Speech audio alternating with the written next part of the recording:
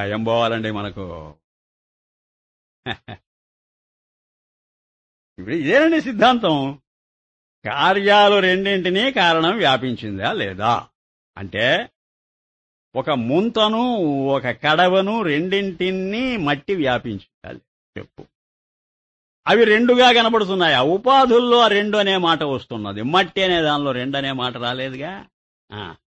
అది బాగా మనసుకు పట్టిందా నీకు? ఎరా, జీవితం అనేది ఒక కుండ లాంటిది, మరణం అనేది ఒక కడవ లాంటిది అనుకో. ఈ రెండింటిని ఆలోచిస్తున్నది ఎవరు? నీ జ్ఞానం కదా. నీ జ్ఞానం ఇప్పుడు ఆ రెండింటినీ వ్యాపించిందా లేదా? అప్పటికక్కడ ఏముంది? అక్కడ మట్టే ఉన్నది, అవి రెండు లేవు, ఆభాస అని తెలిపోలే. అలా అక్కడ జ్ఞానమే ఉంది, ఆ రెండు ఆభాస, ఆ రెండు ఆలోచనలు ఆభాస. ఆభాసకు ఇంకొక అడ్రస్ చెప్పమంటావా? నీవు చూస్తున్నప్పుడు ఉంటుంది, చూడకపోతే పోతుంది. అంటే ఇప్పుడు ఆలోచన నువ్వు చేస్తున్నప్పుడు పైకి వస్తుంటుంది, నువ్వు ఆలోచన మాని నీకు కనపడదు, కనపడకుండా పోతుంది. ఎప్పుడు మరణాన్ని గురించి ఆలోచిస్తుంటావా నువ్వు? చెప్పు నాకు. ఆలోచించవుగా. అప్పుడు ఏమైంది ఆ ఆలోచన? ఆ తాత్కాలికంగా లేదుగా, మళ్ళీ నువ్వు ఆలోచిస్తే వస్తుందిగా. ఒకప్పుడు వచ్చి ఒకప్పుడు పోయేది యథార్థమేలా అయింది. అబ్బా, అద్భుతమైనటువంటి లాజిక్ ఇది. దీని దగ్గర మానవ మాత్రుడు బతకలేడు, ఏ మత ప్రవక్త చెప్పలేడు. కనుకనే అద్వైతం ఫైనల్, దానికి తిరుగులేదు. మృత్యువును కూడా కోశతల బారేసేటువంటి ఈ సిద్ధాంతం చూడెంత అద్భుతంగా ఉందో. ఎవరు నువ్వు? నీ ఆలోచనేగా. నువ్వెక్కడున్నావు అసలు? ఆలోచనే మృత్యువు. ఒక ఐడియా పోయిందనుకో, అయినా చచ్చిపోతున్నారే ఈ ఆలోచన లేక. ఏ ఆలోచన? అది లేదనే ఆలోచన లేక. అది ఉందనే ఆలోచన పెట్టుకొని చూస్తే పోతావు, అది లేదనే ఆలోచన పెట్టుకుంటే పోవు. ఆలోచన మీద బతుకుతున్నది మొత్తం ప్రపంచం. మైత్రేయనే కహ. దీని గురించి చాలా ఉందిలేండి, అంత సులభంగా పట్టుకునే విషయం కాదు. ఎంత అద్భుతంగా కనపడుతుందంటే, గిలిగింతలు పెడుతుంటుంది, పట్టుకోబోతే దొరకదు, చేతికి రాదు. అమాయక నిరవయవ ఆత్మాసే ఏ జగత్ కైసే ఉత్పన్న హోతా హై. అజ్ఞానము లేని పరిపూర్ణ జ్ఞానం కదా పరమాత్మ అంటే. వాడిలో నుంచి ఈ మొత్తం ప్రపంచం వచ్చిందంటే ఎవడైనా నమ్ముతాడా? ఆకాశ నిరవయవ పూర్ణ సే వాయు ఉత్పన్న హోతే హై. నిరవయవము, సర్వవ్యాపకము, నిరాకారమైన ఆకాశంలో నుంచి వాయువు వచ్చిందా? అది కదిలిందా? కదలకపోతే వాయువు అనే మాటకు అర్థం ఏమిటి?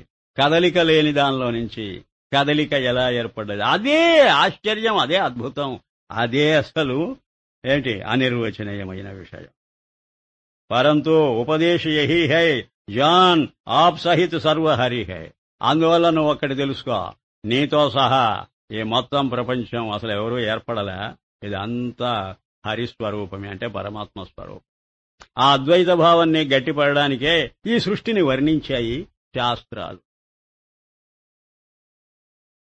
ఆ రాజపుత్రుడే ఈ బోయపల్లెకు వచ్చాడు, బోయపల్లెలో పెరుగుతున్నాడని ఎందుకు చెప్పామంటే, వీడు బోయవాడు కాదు, రాజపుత్రుడే అని తెలుసుకోవడానికి. ఒరే, నిన్న ఆ మంత్రులు ఇక్కడికి తీసుకొచ్చి నాకు అప్పచెప్పారురా, నువ్వు వీళ్లతో పాటు పెరిగి పెద్దవాడు అయ్యావు, విలువిద్య అంతా నేర్చుకున్నావు, నువ్వు అసలు ఎవరో తెలుసా బాబు? వాడు మరణశయ్య మీద ఉండే ఆ బోయ వృద్ధు ఆ రాజకుమారుణ్ణి లోపలికి పిలిచి వాడు ఒక్కడితో రహస్యంగా మాట్లాడుతూ, నువ్వు బోయవాడవు కాదు బాబు, తత్వమసి త్వం రాజపుత్రోసి న వ్యాధపుత్ర. ఇది కాదు అది, ఏతత్ నా తదేవా, ఇది కాదు అది అని చెప్పినప్పుడు కొత్తగా రాజపుత్రుడుగా లేదు వాడిలో రాజపుత్రుడి లక్షణాలు ఉన్నాయి, గుప్తమై ఉన్నాయి, అవి ప్రకటమయ్యాయి ఆ ఉపదేశం వల్ల. क्योंकि संत निष्काम होने से सर्व बातों का सार निकाल के यथार्थ उपदेश करते हैं. సత్పురుషులు ఎప్పుడో కూడా యథార్థమే చెబుతారు. ఆ యథార్థం ఏమిటంటే ఏది జరగలేదని. స్థూల సమష్టి అభిమానే వైరాట్, స్థూలాన్ని అభిమానించేటువంటి విరాట్ పురుషుడు సూక్ష్మాన్ని అభిమానించే, అంటే సూక్ష్మం అంటే ఇక్కడ వ్యష్టి శరీరాన్ని అభిమానించే విశ్వడితో మాట్లాడుతున్నాట. సమష్టి శరీరాన్ని అభిమానించేటువంటి వైశ్వానరుడు. అంటే పిండాండానికి అధిపతి మనమైతే బ్రహ్మాండానికి అధిపతి ఇంకోడు ఉండాలి. దీనికి ఈ ఆపాదమస్తకము నేను అనే జ్ఞానంతో దీన్ని చూస్తున్నట్టే అక్కడ కూడా పృథివీ దగ్గర నుంచి ఆకాశం వరకు ఆ శరీరాన్ని నేను అని అభిమానించే ఒకడు ఉండాలి. అక్కడ చెబుతున్నారు వాడికి ఎన్నో చేతులు, ఎన్నో కాళ్ళు, ఎన్నో ముఖాలు వర్ణించింది. విరాట్ పురుషుడు అంటారు. అదే సహస్ర అదే అబ్బా అది కాదండి, సంధ్యావందనం చెప్పండి. నేను మర్చిపోయేదాను పోని భగవద్గీతను పట్టుకుందాం. సర్వతః పాణిపాదం తత్సర్వతోక్షశిరోముఖం సర్వతః శృతిమల్లోకే సర్వమావృత్య తిష్టతి. చెప్పండి దీనికి అర్థం. సర్వతః పాణిపాదం, ఎటు చూస్తే అటు కాళ్ళు చేతులు. సర్వతః శృతిమత్, ఎటు చూస్తే అటు చెవులు. సర్వతో అక్షి కళ్ళు, శిరస్సులు, ముఖాలు. ఇన్నున్నాయండి. వాడొక దయ్యమా భూతమా? ఇలాంటి వాడు ఎవడైనా కనపడితే వాడిని దయ్యమను. అదే చూస్తున్నాడు ఆయన. హజారో శీష్ హజారో హస్తపాదాది అవయవ్ శాస్త్రమే కహే హై పరంతో ఏ మనుష్య వ్యక్తి తుమారి హమారి ఏక్ సరీఖీ హై. ఇలాంటి వాడు మనలాగా తయారయ్యాడనమాట. మనకు చేతులు కాళ్ళు ఉన్నట్టే వాడికి చేతులు కాళ్ళు పెట్టారుగా. ఇస్కే తో హజారో హస్తపాదాది అవయవ్ బన్ సక్తే నహి. కానీ ఏ మనిషికి ఇన్నుండవు కదా. జో తుమ్కో ఆకాశవత్ నిరవయవ పూర్ణమానేతో భీ అవయవ్ బన్ సక్తే నహి. నీవు నిరవయవం నిరాకారమైనప్పుడు నీకు ఇన్ని అవయవాలు ఎక్కడి నుంచి వచ్చాయని అడగవు నువ్వు ఆయన్ను. జో స్థూల బ్రహ్మాండ రూప తుమ్ అప్నా శరీర్ కహోతో శీష్ ఆప్కా ఆకాశ్. ఈ స్థూలమైనటువంటి ప్రపంచమే వాడి శరీరం అనేట్టయితే మాత్రం అప్పుడు ఏమని చెప్పాలంటే శీష్ ఆకాశ్, వాడి శిరస్సు ఆకాశమని.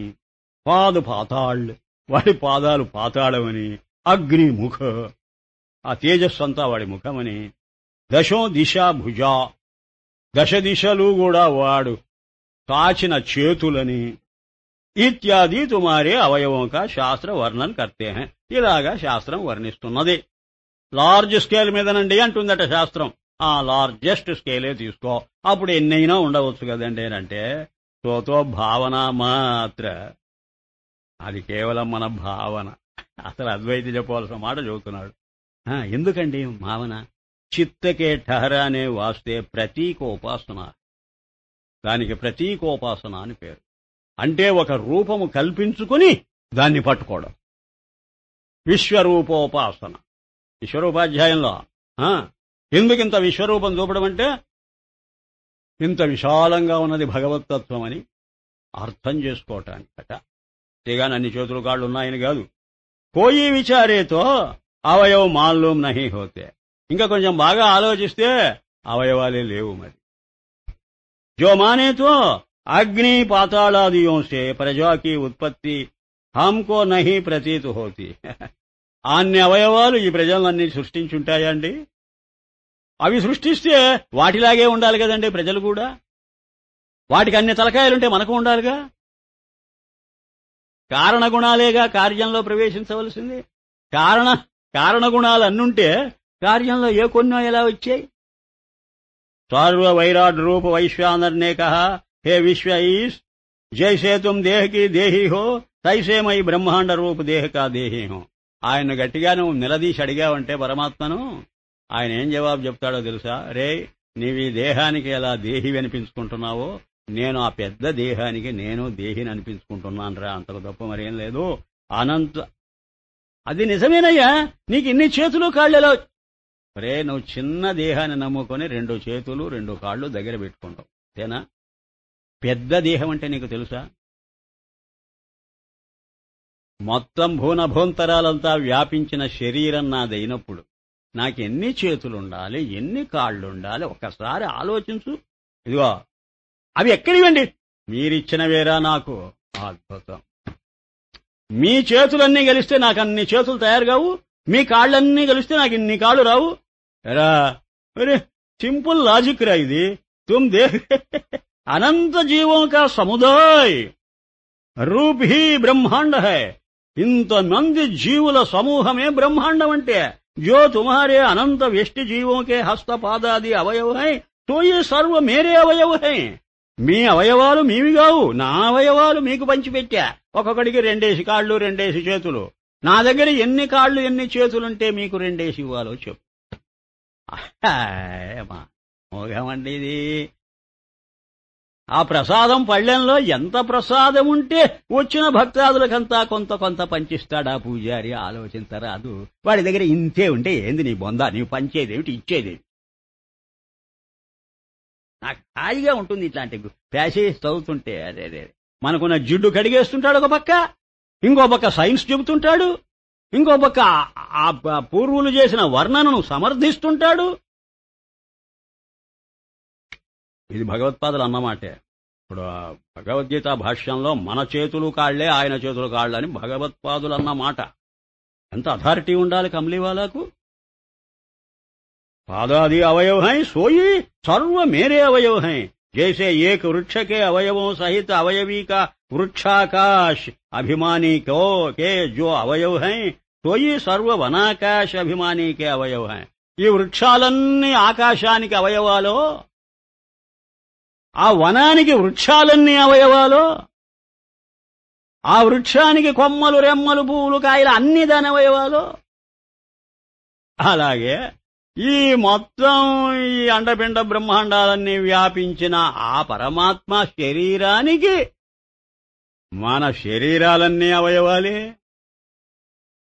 మన శరీరాలే అవయవాలైనప్పుడు మన శరీరాల్లో ఉండే అవయవాలు ఆయనకి అవయవాలు కాకుండా పోతాయా జైసే సరే మంచిదే కాబట్టి జాగ్రత్తకే వర్ణాశ్రమం ఇంకా వర్ణాశ్రమాలు వచ్చాయి దీని మీద ఆయన ఒపీనియన్ ఇస్తాడండి అమోఘం ఇటో ఈనాటి ప్రజానీకానికి జవాబు చెబుతుంటాడు ఆనాటి మహర్షుల యొక్క వాక్యాలకు జవాబు ఇస్తుంటాడు రెండింటినీ సమన్వయించి వర్ణాశ్రమ ధర్మాలు ఉన్నాయా లేవా అనే దానికి అద్భుతంగా ఒక అద్వైతీయే చెప్పగలడండి అద్వైతి దృష్టి ఎలాంటిదో ఇప్పుడు బయటపడుతుంది జాగ్రత్తే వర్ణాశ్రమం తథా వేద్ స్వప్నమే హైనహి ఈ వర్ణాశ్రమాలు ఎక్కడ చెబుతున్నావు నువ్వు నీవు ఇతరులు జాగ్రత్త అవస్థలో ఉన్నప్పుడేగా ఒకరికొకరు చెప్పుకుంటున్నారు నేను బ్రాహ్మణ్ణి వాడు క్షత్రియుడు వీడు వైశ్యుడు వీడు శూద్రుడని ఈ భావాలు నీ మనస్సు ఆలోచిస్తున్నారు నీ మనస్సు ఎప్పుడు ఆలోచిస్తుంటుంది మెళకువగా ఉన్నప్పుడు ఆలోచి వేదం చెప్పిందంటేనే మాటలు కూడా ఎప్పుడంటుంది మెళకువగా ఉన్న క్యోంకి जो जागृत में देशकाल वस्तु है तो स्वप्न में तिस्से देशकाल वस्तु विलक्षण है ఎలాగైతే దేశకాల వస్తువులు ఈ జాగ్రత్తలో చూస్తున్నావో ఇలాగే స్వప్నంలో ఉన్నాయా అక్కడ మారిపోవటంలా నీవు ఇక్కడ దేశం అని చూసింది అక్కడ దేశం కాదు ఇక్కడ కాలం అని చూసింది అక్కడ కాలం కాదు ఇసుసే స్వప్నమే కిసి రీతిసే సత్వ మిథ్యా నవీన్ అక్కడ మారిపోతున్నాయి కదా వర్ణాశ్రమ్ వేదికి ఉత్పత్తి హోతీ హై సో తోమ విచార్ దేఖో నువ్వు కొంచెం ఆలోచించి తెలుసుకో ఏం తెలుసుకోమంటారండి అంటే యది హిందూ సమాజ్కే లేచాడండి మనమంతా హిందూస్ ఇండియన్స్ ఈ సమాజంలో బతుకుతున్నాం సర్వశాస్త్ర అనుకూల్ వర్ణాశ్రమంకి ఉత్పత్తి మానేభీతో అన్ని శాస్త్రాల్లో చెప్పింది మీరు నమ్మేట్టయితే బ్రాహ్మణోస్య ముఖమాసీత్ అని కోట్ చేశాడు పురుష సూక్తం కోట్ చేస్తున్నారు కమలీవాలా బ్రాహ్మణుడు ఆయన ముఖంలో నుంచి వచ్చాడు క్షత్రియుడు బాహువుల్లో నుంచి వచ్చాడు వైశ్యుడు ఊరువుల్లో నుంచి వచ్చాడు శూద్రుడు పాదాల్లో నుంచి వచ్చాడని చెబుతున్నదే పురుష సూక్తం అర్థం తెలుస్తా మీకు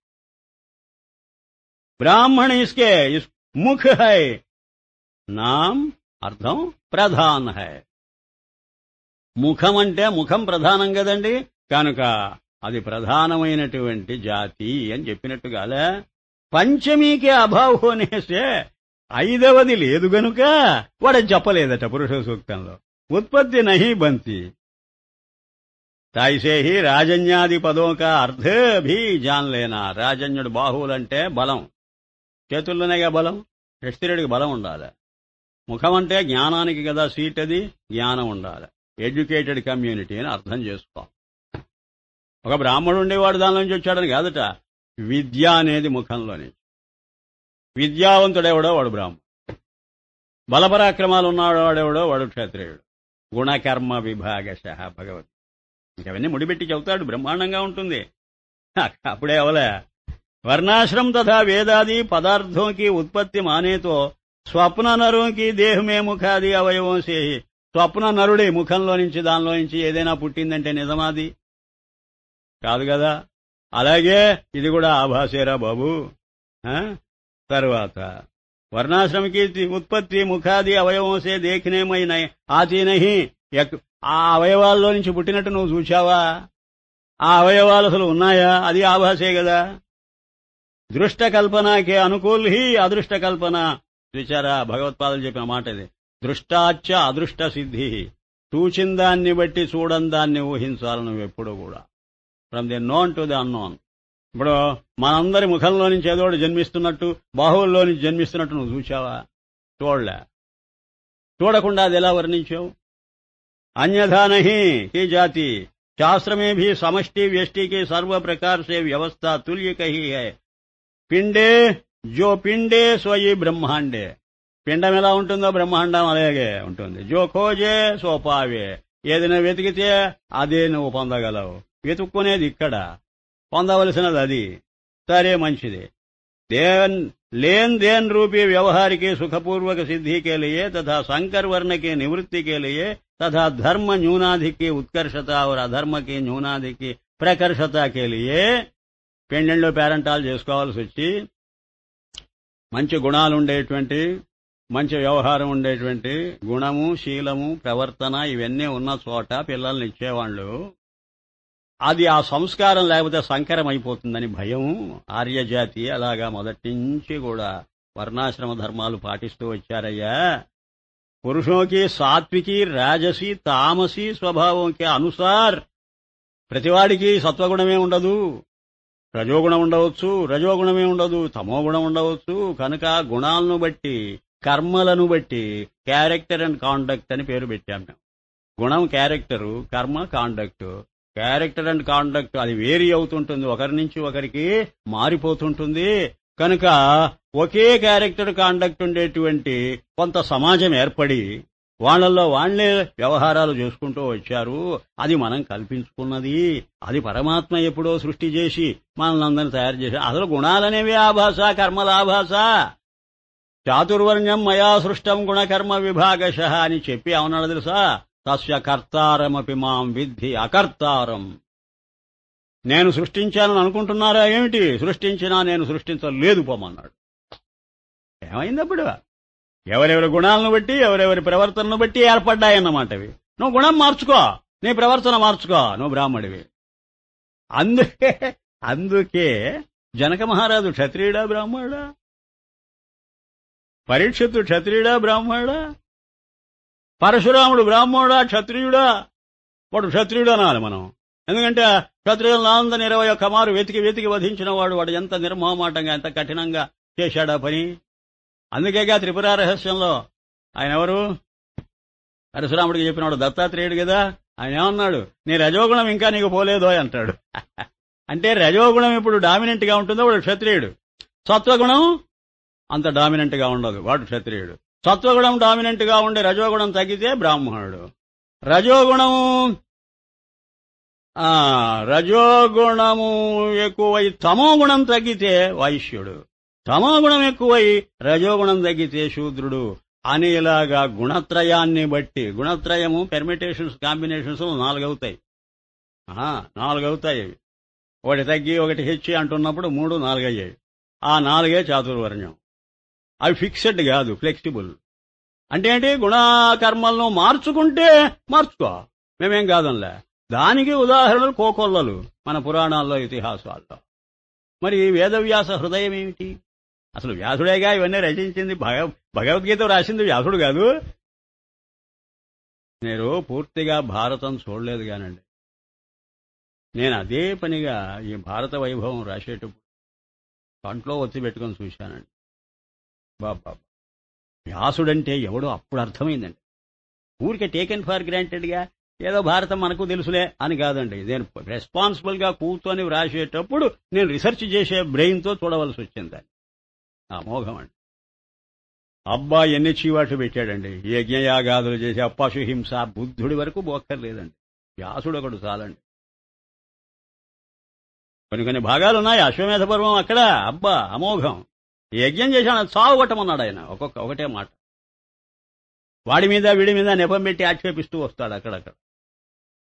కమ్లీవాలా ఎంత చూచుండాలి, ఏం కథ అనుకుంటున్నాడు. స్వభావకే అనుసారట. ఆ గుణత్రయం యొక్క స్వభావం అనుసరించి ఉత్తమ్, మధ్యం, నికృష్ట, అధం 4 జాతులే ఉన్నాయి. ఆయన చెప్పాడే ఎవరు గౌడపాదాచార్యులు. ఇన్ని ఆశ్రమాలు లేవని లేదు ఆయన. ఆశ్రమాస్త్రివిధ హీన, మధ్యమ, ఉత్కృష్ట, దృష్టయ, మాండోక్య కారిక. అవన్నీ ఆయనకు తెలుసు, మనసులో ఉన్నాయి కమ్లీవాలాకు. పెద్దలందరూ ఏ దృష్టితో చూచారు, ఏ దృష్టితో చెప్పారు మాటలని. అనుసార్ ఆ స్వభావానికి అనుగుణంగా స్వభావ ప్రభవైర్గుణై 18వ అధ్యాయం రెఫరెన్స్ భగవద్గీత. స్వభావ ప్రభవమైన గుణాలటవి. నీ స్వభావంలో నుంచి వచ్చాయి ఆ గుణాలు. బై ఇన్స్టింక్ట్ నీవు దగ్గర పెట్టుకొని ఉన్నావు. అదే వర్ణం, అదే ఆశ్రమం. ప్రకారకి సంజ్ఞ ఈశ్వరనే వా పూర్వోక్త సజ్జన్ పురుషోనే బాంధే. అక్కడ ఈశ్వరుడు సృష్టించాడన్నా అదే అర్థం చెప్పు. సజ్జనులైనటువంటి వాళ్ళందరూ కూర్చొని ఈ వర్ణాశ్రమ ధర్మాలు పాటించమని చెప్పారు. ఒక వ్యవస్థ ఏర్పరిచారన్నా లెజిస్లేటర్స్ అన్నమాట వాళ్ళు, సత్పురుషులు. ఆ విధమైన లోకంలో ప్రచారం చేశారు. అంటే ఏదో ఒక డిసిప్లిన్ ఉండాలి, ఏదో ఒక శిక్షణ లేకపోతే మానవులను పట్టలేం.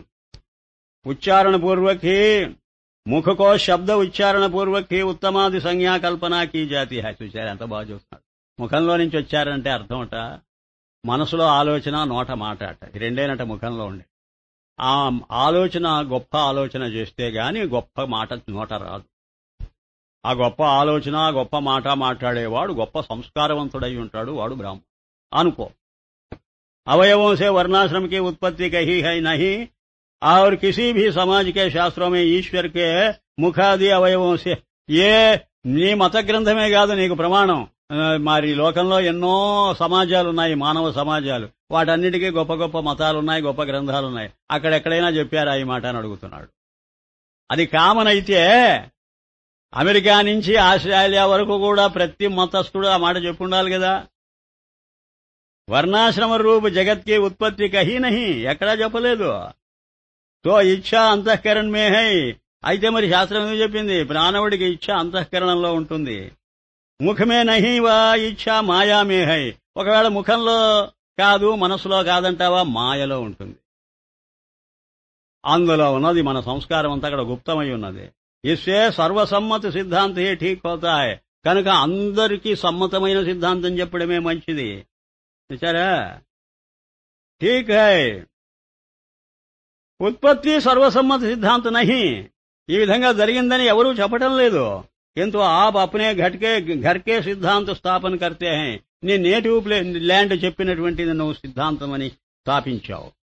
నీ ఇండియన్ మైండ్ చెప్పిందే అమెరికన్ నువ్వు స్వీకరించాలా? వాడు చెప్పింది నువ్వెందుకు స్వీకరించవు? వాడు అడిగితే కింద ఆప్ అప్నే ఘర్కే సిద్ధాంత. నీ ఇంటి వ్యవహారం చెప్పి అందరికీ మొదలు బింబడి పెడతావేమిటి? ఇంకా గొప్ప మాట వస్తున్నది, ఒకటి రాబోతున్నది. తోభీ ముఖాది అవయవ దేహమే హీ బంతే హై. ఈ ముఖం మొదలైన అవయవాలు ఎక్కడున్నాయా? నీ శరీరంలోనేనా? దేహీమే బంతే నహి. దేహంలో ఉన్నాయే గాని అవయవాలు దేహిలో ఉన్నాయా? దేహి ఈ శరీరం ఎవడు అభిమానిస్తున్నాడో వాడిలో ఏమైనా ఈ అవయవాలన్నీ ఉన్నాయా? బంతే నహి. దేహీకో నిరవయవు హోనేసే. ఎందుకు? దేహి ఎప్పుడు నిరవయవుడు, సావయవుడు కాదు. తైసే ఈశ్వర్ దేహీకి ఏ కార్యకారణ రూప మాయా దేహై. ఆ ఈశ్వరుడికి కూడా ఒక దేహం ఉన్నది. అది కార్యకారణ రూపమైన మాయాశక్తి. ఆ మాయాశక్తే వాడి దేహం. సో మాయాకే సత్వ రజ తమాది ముఖాది అవయవవత్ అవయవ హై. ఆ మాయకు అవయవాలున్నాయి. అది ఒకటి సత్వం, ఒకటి రజస్సు, ఒకటి తమస్సు, వాటి కాంబినేషన్స్. మాయాకే సత్వాది గుణరూప ముఖాది అవయవంకి ప్రధానత. అందువల్ల ఆ సత్వగుణము ప్రధానంగా చెప్పారన్నమాట. వాడు బ్రాహ్మణుడు. అంటే అర్థం, నీవు ఈ శరీరము మనము ఇది మరిచిపో. ఆ విశ్వ శరీరము విశ్వేశ్వరుణ్ణి గుర్తు చేసుకో. ఆ విశ్వేశ్వరుడు కూడా మాయాశక్తి అనే దానిలో ప్రతిఫలించిన చైతన్యం అనుకో. ఆ మాయ చేసిన మాయ అన్నమాట ఇదంతా. ఇంద్రజాల మహేంద్రజాలం, ఈ వర్ణాశ్రమాలు ఈ ధర్మాలు ఇవన్నీ మాయా కల్పితం. మాయా కల్పిత దేశకాల కలనా వైచిత్ర్య చిత్రీకృతం. ఈ వైచిత్ర్యంతా మాయా కల్పన అన్నప్పుడు నీకింకేమిటి భయం? ఏది ఫిక్సెడ్ కాదని అర్థం చేసుకోక్కర్లా నువ్వు. మాయ చేసిన ఫిక్సేషన్ ఒక ఫిక్సేషనే కాదది. మాయా ఉపహిత ईश्वर में बनते हैं. ईश्वर के मुखादि अवयवों से वर्णाश्रम रूप जगत की उत्पत्ति कही है. अन्यथा कहोगे तो निरवयव पूर्ण आकाशवत ईश्वर के कौन मुखादि अवयव हैं? నిరాకారం ఆకాశంలాగా వ్యాపకమైన ఈశ్వరుడికి ముఖాలేమున్నాయి? किंतु कोई नहीं. నిరవయవ పూర్ణ ఆకాశ కే కిస్ అవయవ సే వాయు ఉత్పన్న హోతా హై. ఆ నిరాకారం నిరవయవమైన ఆకాశంలో నుంచి ఏ అవయవంలో నుంచి వాయువు జన్మించింది? వాయువు యొక్క ఏ అవయవం నుంచి తేజస్సు జన్మించింది? అది ఆభాస. జన్మ నువ్వు యాక్చువల్ గా చెప్పకూడదు కదా అక్కడ. ఇదిగో మరి శాస్త్రం జన్మను యాక్చువల్ గా వాస్తవంగా చెప్పనప్పుడు ఈ బ్రాహ్మణ క్షత్రియ వైశ్యులు వాస్తవంగా జన్మించారని చెప్పడంలో అర్థమేమున్నది? దబాయిస్తున్నారు ఆయన. జైసే నిరవయవ పూర్ణ. సరే మంచిది. తర్వాతనండి దేశకాల వస్తువు మే దేఖ్నే మే ఆతా హై. ఎప్పుడు ఉత్తమాది వ్యవహారం. ఉత్తముడు మధ్యముడు అనేది దేశకాల అనుగుణంగా మనం చేసే ఆలోచనలు. క్యా జానే ఏ ఉత్తమాది వ్యవహార ఈశ్వర్నే స్థాపన కియా హై. ఎవడు చెప్పాడండి ఈశ్వరుడే వీడు ఉత్తముడు వీడు మధ్యముడు వీడు అధముడు అని ఫిక్స్ చేశాడని? అప్పటికి ఈశ్వరుడికి కర్తృత్వం చెప్పినట్టు అవుతుంది.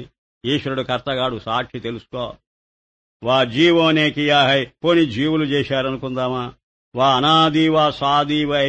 ఓ అబ్బాయి ఎప్పటి నుంచో ఉందని అంటావా? పరంతు ఏ భీ దేఖ్నే మే ఆతా హై. ఇది కూడా ఊరిగా చూస్తూ ఉండేటువంటి వ్యవహారమే గాని ఎవ్వడు కూడా సత్యంగా చూసి చెప్పిన మాట కాదు. దేశకాల వస్తువుమే ఉత్తమాది వ్యవహార తత్వ దేశ నివాసి పురుషోనే కియా హై. ఆయా దేశాలలో ఉండేటువంటి పురుషులే ఇదంతా తయారు చేసి పెట్టారు.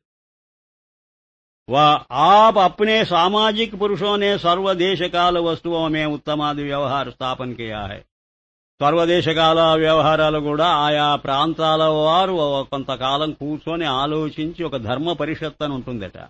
ఆ పరిషత్తు సభ్యులందరూ కన్క్లూషన్కి వచ్చి ఇప్పుడు మన ఇదేది దాని పేరే కాన్స్టిట్యూషన్ ఉందా చూడండి, ఇండియన్ కాన్స్టిట్యూషన్. ఏ విధంగా ప్రైమ్ మినిస్టర్కి అన్ని అధికారాలు ఉండాలి, ప్రెసిడెంట్ వరకు నిమిత్త మాత్రంగా ఉంటాడని ఎవరు చెప్పారు? నువ్వు తయారు చేస్తే అట్లా అయ్యాడు ఆయన.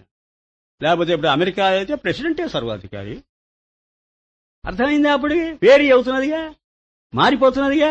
ఆ మారిపోతున్నదంటే అబద్ధంగా నువ్వు ఎలా తయారు చేసుకుంటే అలా తయారయ్యేదే కాదు. ఈశ్వరుడు బిక్కాడా ఇది? మయా సృష్టమని అన్నాడే ఆయన. మరి వ్యాసుడు వ్యాస హృదయం మీకు తెలియదు, నాకు తెలుసు. మయా సృష్టమని అని నేనేం చేయలేదు పోమన్నాడు. మరి ఏది చెప్తావు? ఇది చెప్తావా అది చెప్తావా? చేసినట్టు కనిపిస్తున్నా కానీ చేయలేదని అర్థం. చేసినట్టు కనిపించడం ఎందుకండి పోని అంటేనా? నా శక్తి అలాగా చూపుతున్నది మీకు, అది కనిపించదు. ఆ శక్తి ఆయిందేగా. ఆయన శక్తి చేసిందా? చెయ్యలేదు, జడ పదార్థం. నీవు కలిస్తేనే ఆ శక్తికి చైతన్యం అనేది ఏర్పడుతుంది. మరి నువ్వు చేసావు. అబే నేనేం చేశానండి, నేను నిరాకారం వ్యాపకం, నేను ఎలా చేస్తానండి? కర్తృత్వం నాకెక్కడిది? మరి నీ శక్తిదే. శక్తికి నేను లేకపోతే కర్తృత్వం ఎక్కడిదండి? శక్తి అంటుంది అబే నేను జడ పదార్థాన్ని నాకు చేత కాదంటుంది. ఆయన అంటాడు పరిపూర్ణ చైతన్యాన్ని నేను చెయ్యను పోమంటాడు. మరి ఎలాగండి ఇది? ఆ రెండింటినీ కలుపుకొని చూస్తున్న నీ బుద్ధి చేస్తున్నటువంటి పిచ్చి పని అది. నువ్వు కలుపుకొని చూడడం దేనికి? ఊర కూర్చోరాదు అంటే ఆ ఆలోచన పెట్టుకోకుండా ఉండు అని అర్థం. నీకు ఏదైతేనేమయ్యా అసలు అంత అస్థిభాతిగా చూస్తూ ఉన్నప్పుడు బ్రాహ్మడేమిటి క్షత్రియుడేమిటి? బ్రహ్మతం పరాదాద్యో అన్యత్రాత్మనః బ్రహ్మవేద. బృహదారణ్యకోపనిషత్తు. ఆ బ్రాహ్మణుడు వాడిని చావగొడతాడు. తనకు భిన్నంగా ఒక బ్రాహ్మణుడు ఉన్నాడని చెబితే క్షత్రంతం పరాదాద్యో అన్యత్రాత్మనః క్షత్రం వేద. ఆ క్షత్రియుడు చావగొడతాడు. వీడు క్షత్రియుడయ్యా అని తనకు భిన్నంగా ఒక క్షత్రియుడిని చూసి చెప్పేటైతే అర్థం చేసుకో. తనకు భిన్నంగా అంటే తన ఆత్మ చైతన్యానికి వేరుగా నువ్వు బ్రాహ్మణ్ణి చూసినా తప్పే, క్షత్రియుడిని చూసినా తప్పే, వైశ్యుడిని చూసినా తప్పే, శూద్రుని చూసినా అంతకన్నా తప్పే అని ఉపనిషత్తు మహర్షి చెబుతుంటే బుద్ధిలే మనకింకా. కమ్లీవాలా చెప్పాలా? ఆయనకి ఎంత సంస్కారం ఉండి మాట్లాడుతున్నాడు ఆ మాట. మళ్ళీ చూడండి, ఆ ప్రాచీనమైన వాంగ్మయాన్ని సమర్థిస్తున్నాడు ఒక పక్క, మళ్ళీ మోడర్న్ గా ఇప్పుడు నువ్వు ఏ ప్రశ్న వేసినా దానికి సమాధానం వస్తున్నది. वस्तुओं में उत्तमादि व्यवहार स्थापन किया है, क्योंकि जिन देश काल वस्तु में हमारे सामाजिक पुरुषों ने उत्तमादि व्यवहार किया है तो अन्य सामाजिक पुरुषों ने नहीं किया. దీన్ని బట్టి అర్థం చేసుకో. వ్యభిచారం వస్తున్నది. వ్యభిచారం అంటే శాస్త్రీయంగా మాట్లాడితే ఒక చోట కనపడేది ఒక చోట కనపడకపోతే దానికి వ్యభిచారం అని పేరు. ఇప్పుడు మన భారతదేశంలోనే ఈ వర్ణ ఆశ్రమ వ్యవస్థ మన వాళ్ళు కల్పించింది అని చెప్పడానికి నిదర్శనం ఏమిటంటే ఇంకో దేశంలో లేదు. మరి అదే చెబుతున్నాడు ఆయన. ఉత్తమాది వ్యవహార్ కియా హై సో అన్య సామాజిక పురుషోనే నహీ కియా. వాళ్ళు కూడా మానవులే కదా, వాళ్ళదే మానవ జాతే కదా, వాళ్ళు ఎందుకు చేయలే? जो अन्य सामाजिक पुरुषों ने जिन जिन देश काल वस्तुओं में उत्तमादि व्यवहार स्थापन किया है तो हमारे सामाजिक पुरुषों ने नहीं किया. వాళ్ళు చేసిన క్లాసిఫికేషన్ మనవాళ్ళు చేయలే, మనవాళ్ళు చేసిన క్లాసిఫికేషన్ వాళ్ళు చేయలే. దీన్ని బట్టి మనం అర్థం చేసుకోవాల్సింది ఏమిటంటే ఉత్తమ మధ్యమ మంద అధమ నికృష్ట అన్నాడు ఆయన. నికృష్ట అధమ ఈ 4 జాతులు. ఇది ఈ స్టాండర్డ్ ఇది పెట్టి చూడు. భారతదేశం ఒప్పుకోవాల్సిందే, అమెరికా ఒప్పుకోవాల్సిందే, ఆస్ట్రేలియా ఒప్పుకోవాల్సిందే. మానవుడై పుట్టిన ప్రతి వాడు అంగీకరించవలసిన సత్యం ఇది. నువ్వు ఉత్తముడి పెట్టరా అయితే నువ్వు బ్రాహ్మడి వైపు రే. నీకు మంచి బలపరాక్రమాలుండి నలుగురిని కాపాడేటువంటి స్వభావం ఉందా నీకు? నువ్వు క్షత్రియుడివిరా, నువ్వు ఉండాలిరా. మాకు ప్రతి కమ్యూనిటీ ఉండాల్సిందే. ఎందుకంటే సొసైటీకి నలుగురు దోహదం చేస్తారు. ఒకడు విద్యావంతుడు, వాడు అందరికీ విద్య నేర్పాలి. ఒకడు కాపాడాలి మానవ జాతి దండయాత్రల పాలైపోకుండా, విదేశీయుల విప్లవాలకు గురి కాకుండా ఉండాలేనంటే ఒకడు ఉండాలి. రూలింగ్ కమ్యూనిటీ ఒకటి, ఆ ఎడ్యుకేటెడ్ కమ్యూనిటీ ఒకటి, కమర్షియల్ అంటే ఇండస్ట్రీస్ వాటి కోసం ఒక వైశ్యుడు, మరి లేబరర్స్ వర్కర్స్ ఉండాలి. లేబరర్ వర్కర్ లేకపోయావంటే ఏం ఉపయోగం లేదు. ఎండీ అన్ని పనులు చేసుకోరాదా అంటే ఎండీ చేసే పని నువ్వు చేస్తావా? కానీ తక్కువగా చూడకూడదు. ఎవడు చేసే పని వాడు చేస్తున్నప్పుడు వాడు లేకపోతే సొసైటీకి రక్షణ లేదు గనుక వాడిని తక్కువ చేయకూడదు. ఎవడి కోటా వాడు కంట్రిబ్యూట్ చేస్తే అప్పుడు సొసైటీ అభ్యుదయం వస్తుంది. అది విషయం. ఇసీ రీతిసే సర్వమే జాన్ లేనా. ఇదిగో ఈ ప్రకారంగా అర్థం చేసుకుంటూ పోండి. న్యూనాధికత నీ ఆలోచనను బట్టి, నీ మాటను బట్టి, నీ చేష్టను బట్టి ఉంటుంది. संभाषणादियों की न्यूनाधिकता प्रयुक्त उत्तमादि व्यवहार सर्वदेश में सर्व समाजों में सम है. ఇది మాత్రం ఈ రూల్ పాటించావంటే సర్వత్రా అదే. 4 వర్ణ 4 వర్ణాలు ఏమిటో మేం చెబుతాం, ఇక వినండి. इसी रीति से तो सर्व वर्णाश्रमों की उत्पत्ति मुख से ही बन सकती है. దీన్ని బట్టి చూస్తే అన్ని వర్ణాలు అన్ని ఆశ్రమాలు ముఖంలో నుంచే వస్తాయి. అంటే వాడి ఆలోచన వాడి మాటలోనే ఉంటుందని చెప్పడానికి అందరూ ముఖంలో నుంచే వచ్చు.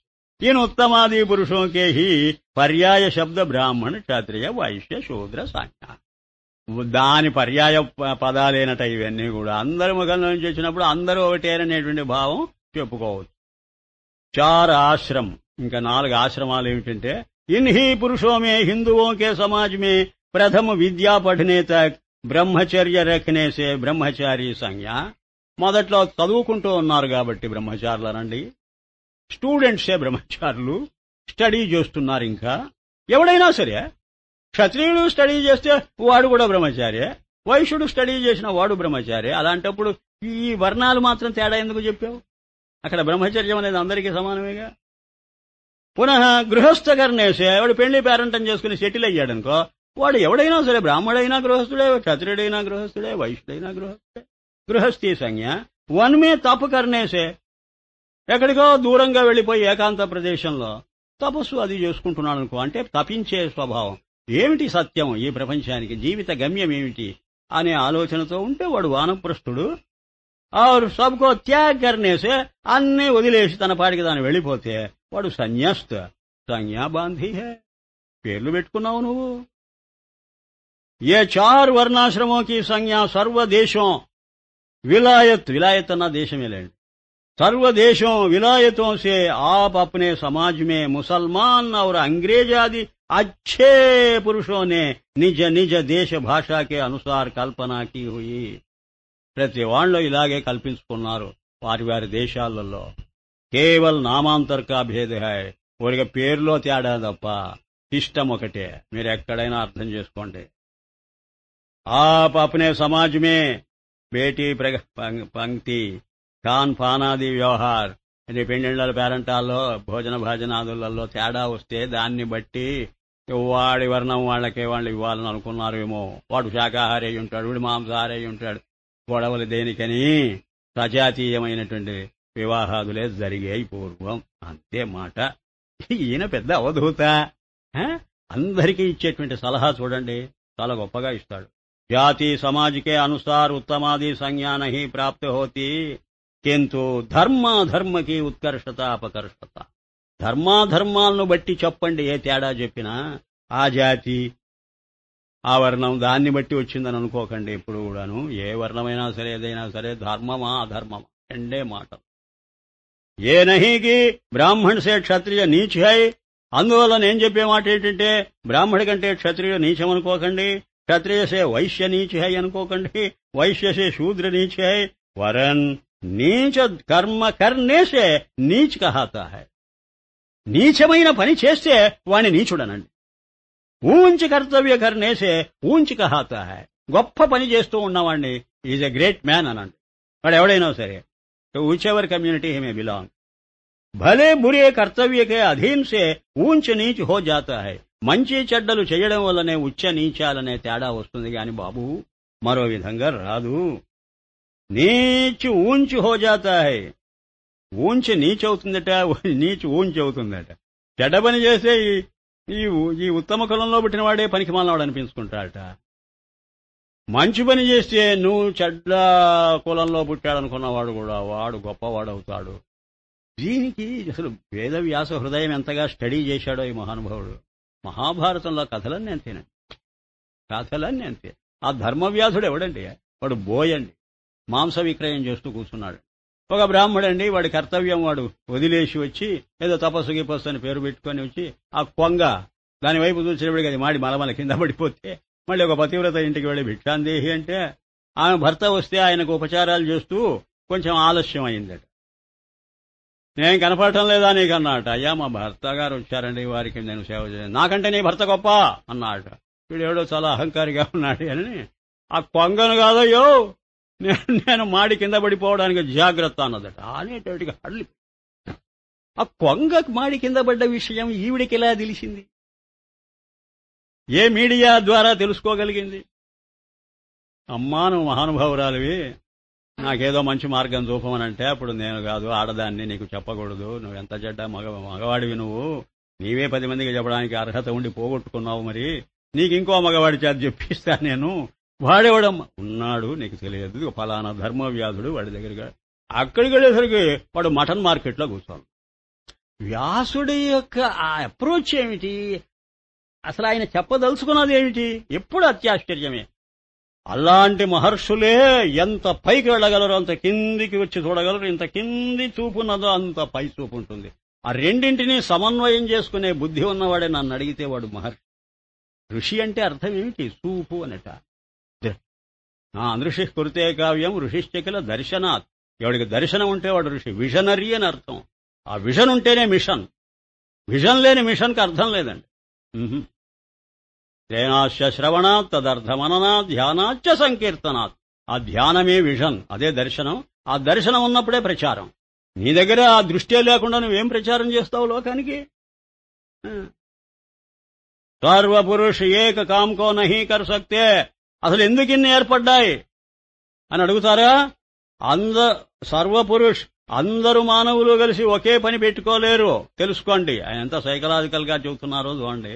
ఎందుకండి ఇన్ని తేడాలు ఏర్పడ్డాయి లోకంలో అంటే, సర్వపురుష్ ఏక काम को नहीं कर सकते और सर्व कामों को एक पुरुष भी नहीं कर सकता. అన్ని పనులు ఒకడు చెయ్యలేడు, ఒక పనే అందరూ చెయ్యరు. కనుక ఒక్కొక్కడు ఒక్కొక్క పని చేయడానికి ఒక్కొక్క వర్ణం అన్నారు, లేదా క్యాస్ట్ కాకపోతే క్లాస్ అను.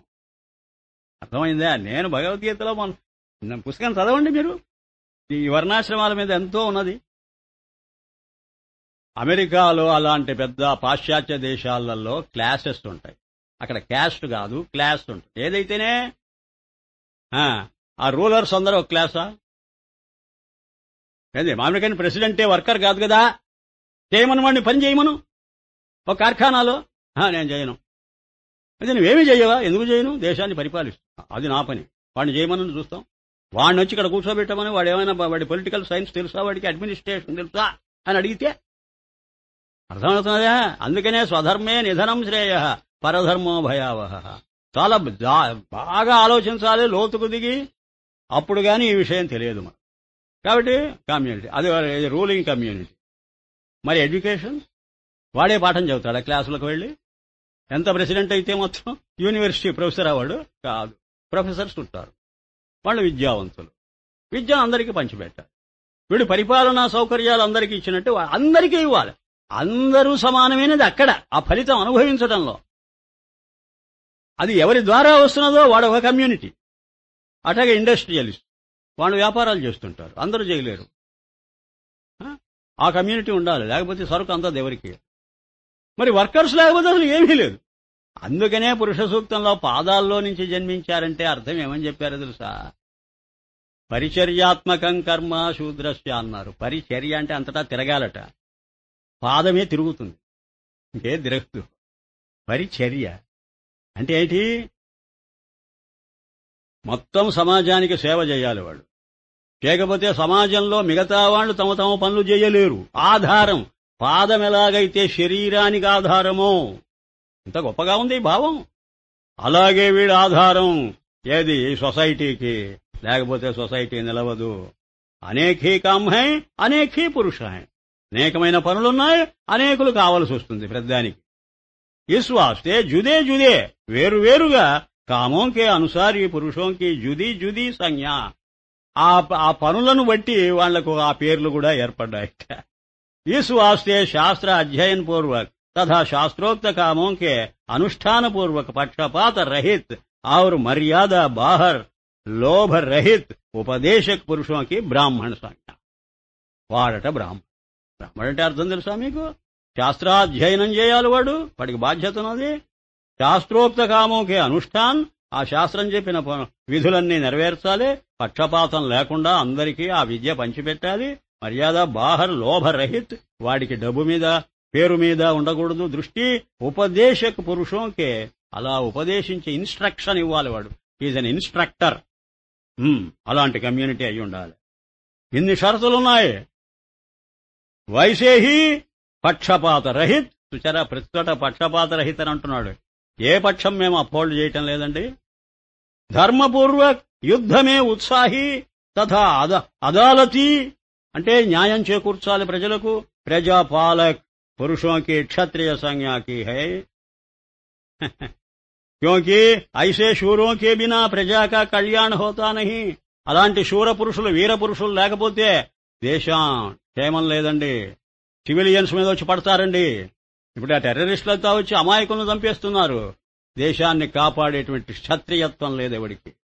క్షతం నుంచి కాపాడేవాడు క్షత్రియుడు. దీన్ని చెప్తూ పోతే చాలా ఉంటుంది. క్షతం అంటే దెబ్బ తగలకుండా చూడాలి, వాడు క్షత్రియుడు. కళ్ళు మూసుకొని కూర్చొని ఉంటే ఏమర్థం? ఉండాలి ఆ జాతి. అలాగే వ్యాపారం, इन बिना भी प्रजा का कल्याण नहीं होता, क्योंकि अन्य देश की वस्तुओं को इस देश की वस्तुओं को अन्य देश में ले जाना. ఎక్స్పోర్ట్స్ ఇంపోర్ట్స్ ఉండాలి, ఎగుమతి దిగుమతి, లేకపోతే ఆ వస్తువులు పంపిణీ బాగా జరగదు. శూద్ర నిరూపణ. తైసే హి కాష్ట లోహ కప్డే దర్జీ ధోబీ నాయి సోనీ మంగలి చాకలి అందరు ఉండాల్సిందే వర్కర్స్. లేకపోతే గుడ్డలు ఉతికేవాడు లేడు, గడ్డం చేసేవాడు లేడు, అన్ని గొడవలే. కాబట్టి ఉండాలండి, ఆక్యుపేషన్స్ ఉండాలి, లేకపోతే ఎలాగా అని దాన్ని సమర్థించాడు. ఈ విధంగా అన్నీ చెబుతూనే ఉన్నాడు. ఆయన టచ్ చేయని పాయింట్ అంటూ ఉండదు, అంతా కవర్ చేయవలసిందే. కవరేజ్ బ్రహ్మాండంగా జరిగిపోతూ ఉంటుంది. ఏది ఆధ్యాత్మికం దగ్గర నుంచి ఆది భౌతికం వరకు ప్రతి ఒక్క పాయింట్ అద్వైతానికి ముడిపెట్టడం చాలా గొప్ప. ఓం శాంతి శాంతి శాంతి.